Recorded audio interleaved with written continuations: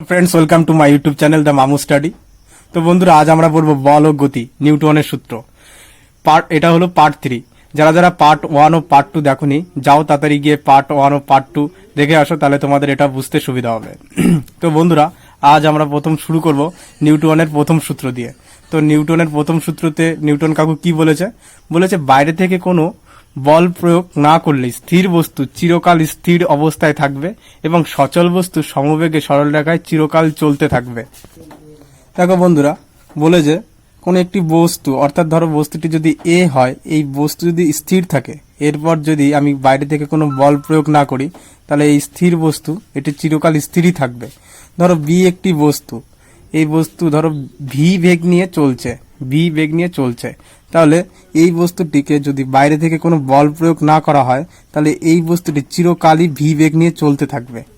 অর্থাৎ এখান থেকে আমরা কি বুঝতে পেরেছি, যে বাইরে থেকে কিছু একটা জিনিস যেটা প্রয়োগ করলে স্থির বস্তুর অবস্থান চেঞ্জ হতে পারে, অথবা চলমান বস্তু সেটা স্থির হয়ে যেতে পারে বা স্থির হওয়ার চেষ্টা আমরা করতে পারি। তো কিছু একটা জিনিস তো আছে, কিছু একটা জিনিসের জন্য তো এটা হচ্ছে, তো এটাকে আমরা বল বলবো। অর্থাৎ নিউটনের প্রথম সূত্র থেকে আমরা বলের সংজ্ঞা জানতে পারি। তো চলো বন্ধুরা আমরা বলের সংজ্ঞাটা একটু দেখে নিই। দেখো এখানে কি বলেছে, বাইরে থেকে ক্রিয়ারত যে প্রভাব কোনো বস্তুর স্থির অবস্থাকে অথবা সরলরেখা বরাবর সমবেগে চলাকে পরিবর্তন করা বা করতে চেষ্টা করা, সেই প্রভাবকে বল বলে। আশা করি আমরা বলের সংজ্ঞা বুঝতে পেরেছি। তো বন্ধুরা আমরা এখানে একটা জিনিসই বুঝলাম, যে স্থির বস্তু চিরকাল স্থির থাকতে চায় যদি বাইরে থেকে বল প্রয়োগ না করা হয়, এবং চলমান বস্তু চিরকাল চলমানই থাকতে চায় যদি বাইরে থেকে বল প্রয়োগ না করা হয়। অর্থাৎ বস্তু তার নিজের ধর্মকে ধরে রাখতে চায়, যেই ধর্মে আছে, অর্থাৎ যে স্থির আছে সে সারা জীবন স্থিরই থাকতে চায়, যে চলমান সে সারা জীবন চলমানই থাকতে চায়। তো বস্তুর এই ধর্মকে আমরা বস্তুর জাড্য বলবো। তো এই ধর্মকে আমরা কি বলবো? বস্তুর জাড্য বলবো।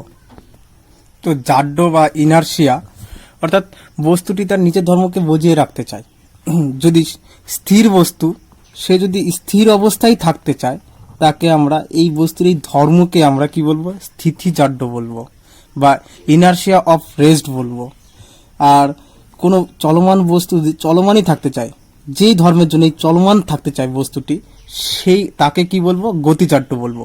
তাহলে জাড্য আমরা দুভাগে ভাগ করেছি, একটা হলো স্থিতিজাড্য, একটা হলো গতিজাড্য। তাহলে দেখো বন্ধুরা, নিউটন কাকুর এই প্রথম সূত্র থেকে আমরা, অর্থাৎ ফার্স্ট ল থেকে আমরা বলের সংজ্ঞা জানতে পারি, ডেফিনেশন অফ ফোর্স, এবং আর কি জানতে পারি?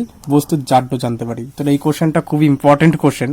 যদি বলা হয় বলের সংজ্ঞা আমরা নিউটনসের কোন সূত্র থেকে জানতে পারি, তুমি অবশ্যই উত্তর দেবে ফার্স্ট ল থেকে, অর্থাৎ প্রথম সূত্র থেকে। এবং তার সাথে যদি এই কোশ্চেনটি করা হয় যে বস্তুর জাড্য নিউটনের কোন সূত্র থেকে জানা যায়, সেটি হবে ফার্স্ট ল। তাহলে ফার্স্ট ল থেকে আমরা দুটো জিনিস জানতে পেরেছি, একটা বলের সংজ্ঞা এবং বস্তুর জাড্য।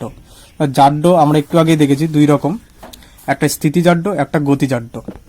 তো বন্ধুরা স্থিতিজাড্যতে আমরা একটা উদাহরণ দেখি। দেখো মনে করো তুমি একটা বাসে করে কোথাও যাবে, ধরো তুমি বাসে উঠেছো, ধরো তুমি এখানে বসে রয়েছো। তো বসে থাকার সময় বাসটি যদি হঠাৎ চলতে শুরু করে, অর্থাৎ তোমার বডি ছিল, ধরো চলার আগে বাসটি স্থির ছিল, অর্থাৎ বাসটার এই ভেতরে তুমি বসে আছো, তার মানে তোমার বডিও কি ছিল? তোমার বডিও স্থির ছিল। হঠাৎ বাসটি চলা শুরু করলো, তাহলে কি হবে? দেখো তুমি আস্তে আস্তে পিছনের দিকে হেলে যাবে। তো এইটা কিসের জন্য হচ্ছে? এটা বেসিক্যালি স্থিতিজাড্যের জন্য হচ্ছে, কারণ তোমার বডির নিচের পার্টটি চলতে শুরু করে, অর্থাৎ সামনের দিকে এগিয়ে যায়, এবং উপরের পার্টটি এটা স্থির থাকতে চায়। অর্থাৎ এটা তার ফলে কি হয়? তোমার এইটা সামনের দিকে এগিয়ে যায় এবং তোমার উপরের পার্টটা পিছনের দিকে অর্থাৎ স্থির থাকে, অর্থাৎ এটা অটোমেটিক পিছিয়ে যায়। তো এই কারণের জন্য হয়, এটি একটি স্থিতিজাড্যের উদাহরণ। তো বন্ধুরা আরেকটি উদাহরণ দেখবো। দেখো একটা গ্লাসের উপর যদি একটা প্লেট বা ধরো কোনো একটা কাগজের কোনো একটা প্লেটকে যদি রাখা হয়, তারপর যদি একটা কয়েন রাখা হয়, তো এই কাগজের এই টুকরোটিকে যদি আমি খুব জোরে যদি আমি মানে বল প্রয়োগ করে এটা যদি আমি দূরে সরিয়ে দিই, অর্থাৎ হঠাৎ দূরে সরিয়ে দিই, তাহলে এই কয়েনটি কি হবে? কয়েনটি স্থির ছিল আগে, আর এটা চলমানের ফলে এটা সরে যাবে এবং এই কয়েনটি স্থিরই থাকতে যাবে, অর্থাৎ এই গ্লাসের মধ্যে পড়ে যাবে। তো আশা করি আমরা বুঝতে পেরেছি স্থিতিজাড্যের দুটো উদাহরণ। এই দুটো ঘটনা বেসিক্যালি স্থির জাড্যের জন্য আমরা দেখতে পাই। দেখো বন্ধুরা, তো আমরা গতি জাড্যের একটা উদাহরণ দেখে নিই।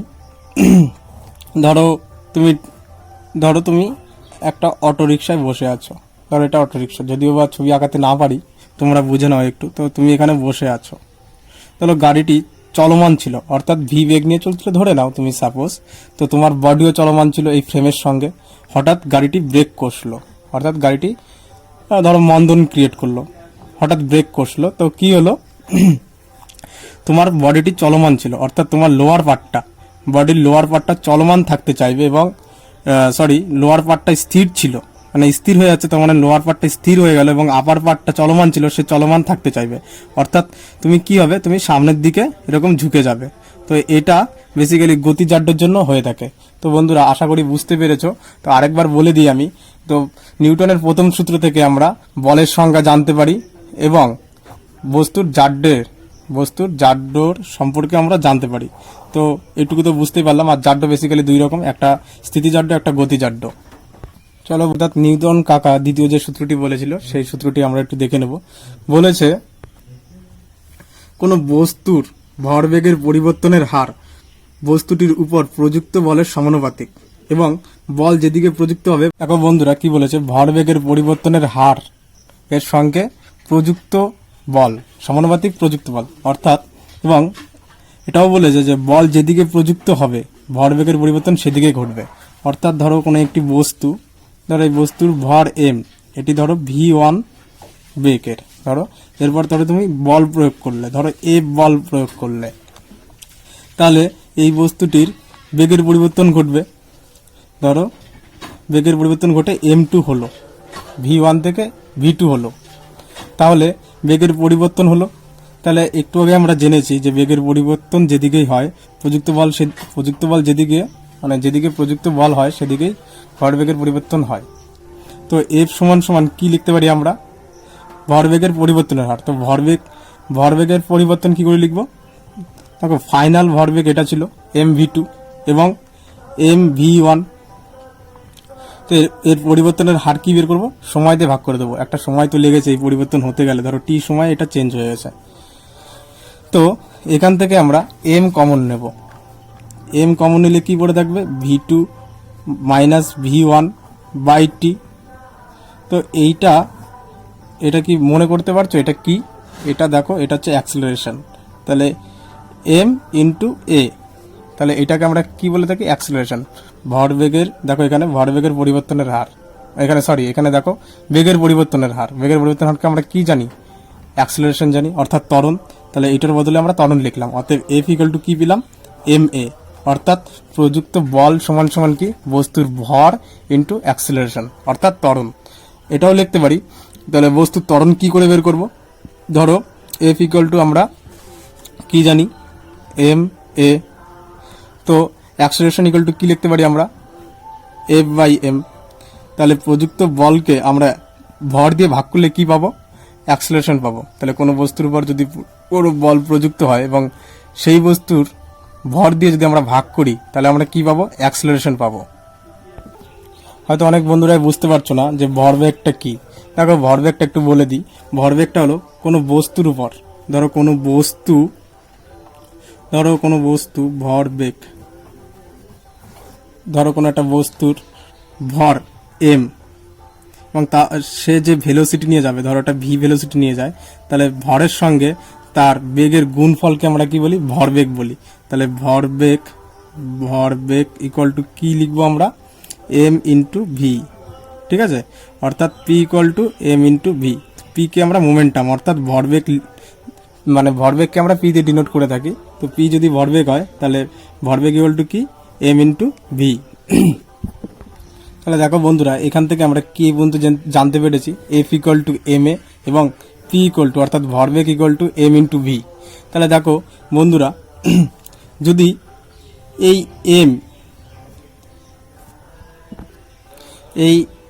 এম তো কনস্ট্যান্ট থাকে, অর্থাৎ ধ্রুবক থাকে, ভরের কোনো পরিবর্তন হয় না কোনো বস্তুর ক্ষেত্রেই, এটা আমরা জানি।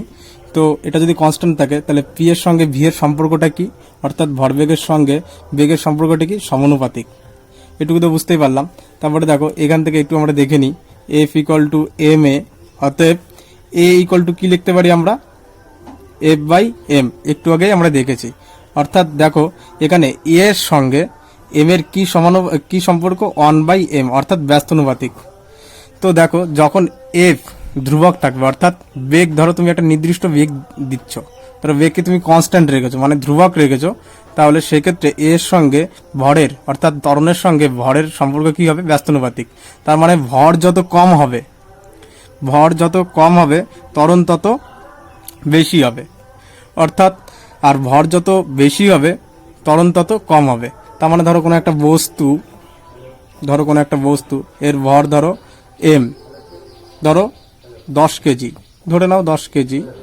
তো আরেকটি বস্তু ধরো এটার ওজন ধরো 5 কেজি, ধরো এটাও ভি বেগ নিয়ে চলছে, এটাও ধরো ভি বেগ নিয়ে চলছে। তাহলে বলো তো কার ভরবেগ বেশি হবে, অবশ্যই এর ভরবেগ বেশি হবে। তার মানে এই বস্তুটির ভর বেশি, তার মানে ত্বরণ বেশি হবে না কম হবে, তাহলে এই বস্তুটির ত্বরণ কম হবে, অর্থাৎ বেগের পরিবর্তনটা কম হবে। তার মানে কি এইটা বস্তুটির জাড্য ধর্ম বজিয়ে রাখতে চাইছে। আর এটি দেখো এর তুলনায় এটার ভর কম, অর্থাৎ এর বেগের পরিবর্তনটা বেশি হবে, অর্থাৎ অ্যাক্সেলারেশন বেশি তৈরি হবে, এখানে ত্বরণ তৈরি হবে বেশি এখানে, তার মানে বেগের পরিবর্তন ঘটছে। তো বস্তুর এখানে জাড্য ধর্ম এর থেকে এ মানে বজিয়ে রাখতে পারবে না, যে তার জাড্য ধর্মটা সেটাকে বজিয়ে রাখতে পারবে না। তো বস্তুটা এটা আমরা সহজেই খুব বুঝতে পারলাম যে বস্তুর ভরের উপর বস্তুর জাড্যের ধর্ম ডিপেন্ড করে,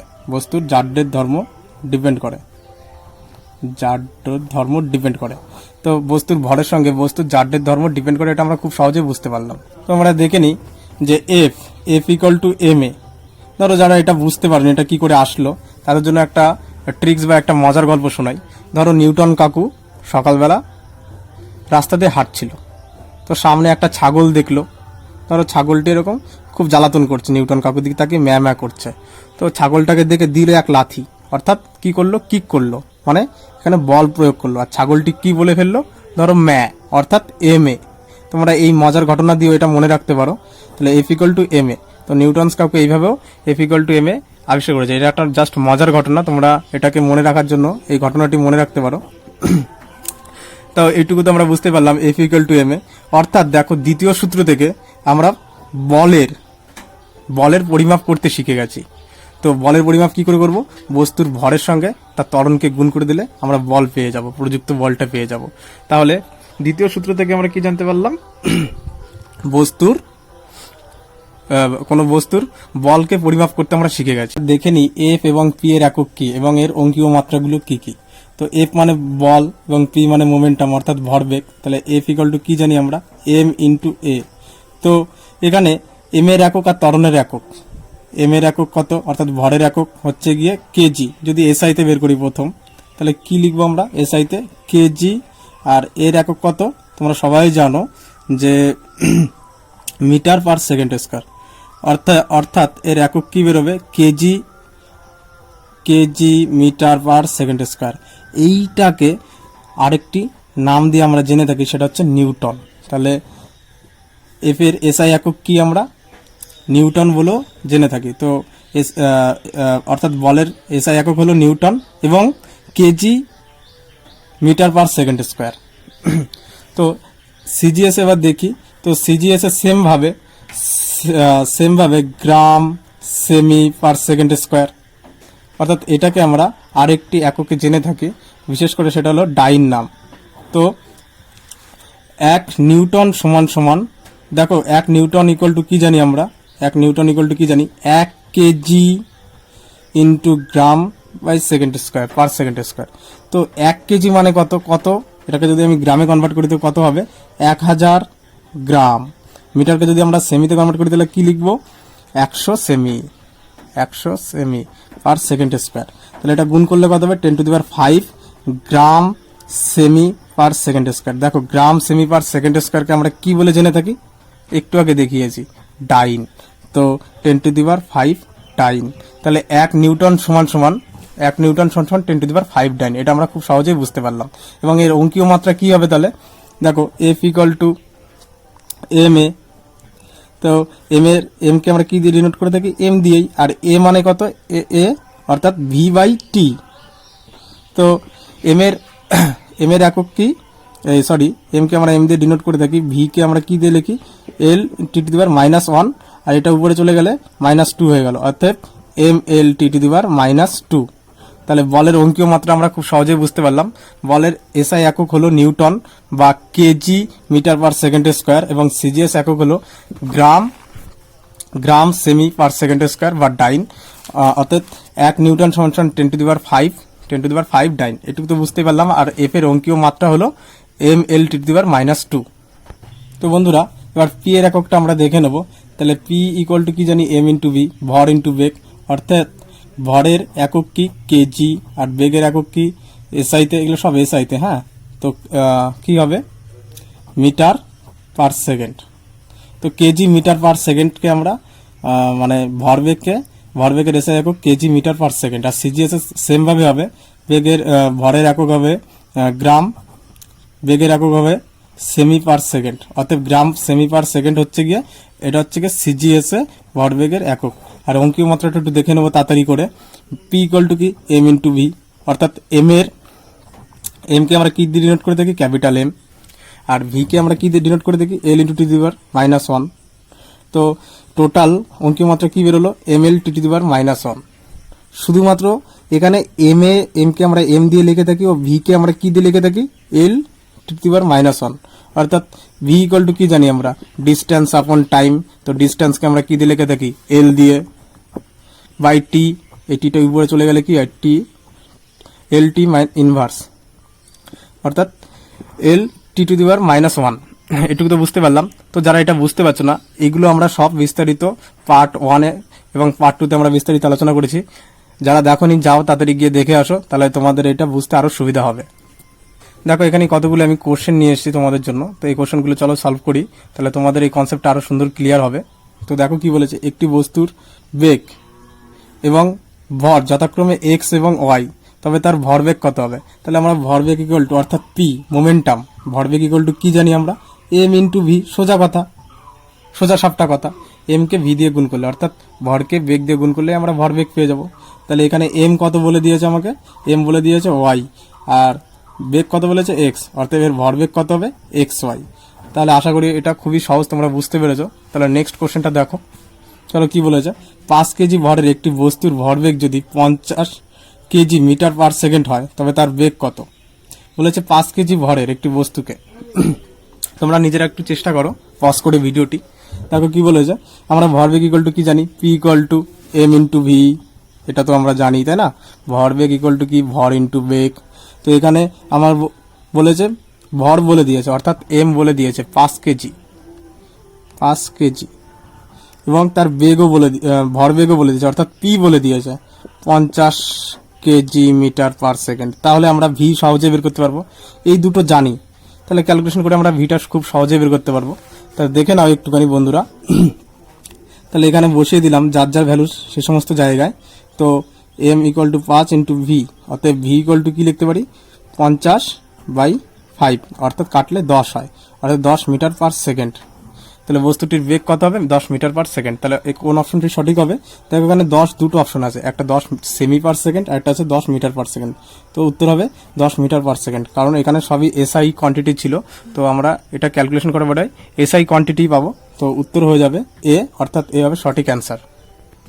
দেখো বন্ধুরা কি বলেছে, 10 গ্রাম ভরের একটি বস্তুর ত্বরণ 5 সেমি পার সেকেন্ড স্কোয়ার ত্বরণ নিয়ে গতিশীল বস্তুর উপর ক্রিয়াশীল বল কত। অতএব আমরা একটু আগে শিখেছি যে এফ ইকুয়াল টু কি, প্রযুক্ত বল ইকুয়াল টু বস্তুর ভর ইন্টু বস্তুর ত্বরণ। এটা তো আমরা শিখেছি একটু আগেই। অর্থাৎ নিউটন কাকুর ঘটনাটাও মনে রাখতে পারো, যে ছাগলকে লাথি মেরেছিল, অর্থাৎ বল প্রয়োগ করেছিল, ছাগল ম্যা করে উঠেছিল, অর্থাৎ এম এ। তো এফ ইকুয়াল টু কত, এখানে আমাকে বলেছে এফ বের করতে, অর্থাৎ ক্রিয়াশীল বল বের করতে বলেছে। তাহলে আমরা ভরকে ত্বরণ দিয়ে গুণ করে দেবো। এখানে ভর কত বলেছে, 10 গ্রাম, আর ত্বরণ কত বলেছে 5, অর্থাৎ গুণ করলে কত বেরোবে, 50 ডাইন। ঠিক আছে, এটা সিজিএস, তাই আমরা ডাইন বের করলাম। এটার উত্তর কি বেরোবে, 50 ডাইন। আশা করি বুঝতে পেরেছ। তা পরবর্তী প্রশ্নটা দেখি আমরা কি বলেছে, একটি বস্তুর ভর 200 গ্রাম এবং বস্তুটির উপর 100 ডাইন বল ক্রিয়া করলে কত ত্বরণ সৃষ্টি হবে। তো একটু আগে আমরা জেনেছি এফ ইকুয়াল টু এম এ, অর্থাৎ প্রযুক্ত বল ইকুয়াল টু বস্তুর ভর ইন্টু ত্বরণ, অর্থাৎ ত্বরণ ইকুয়াল টু কি লিখবো আমরা, F/m, অর্থাৎ প্রযুক্ত বলকে তার ভর দিয়ে ভাগ করলে তার ত্বরণ পাওয়া যায়। অর্থাৎ প্রযুক্ত বল কত বলেছে এখানে, 100 ডাইন, ভর কত বলেছে এখানে, 200 গ্রাম। ঠিক আছে, তো 100 ডাইনকে 200 গ্রাম দিয়ে ভাগ করলে কত হবে, এই 0 0 কেটে গেল, 1/2 অর্থাৎ 0.5। ঠিক আছে, 0.5 সেমি পার সেকেন্ড স্কোয়ার এর অ্যান্সার হবে। এটুকু তো বুঝতেই পারলাম। তো এটার উত্তর কোনটা হবে, তো এর উত্তর হবে অপশন বি, 0.5 সেমি পার সেকেন্ড স্কোয়ার। তো পরবর্তী কোশ্চেনটা আমরা দেখে নিই, চলো।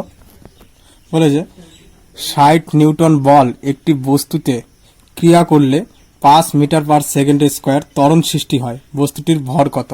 অতএব আমরা জানি প্রযুক্ত বল ইকুয়াল টু বস্তুর ভর ইন্টু বস্তুর ত্বরণ।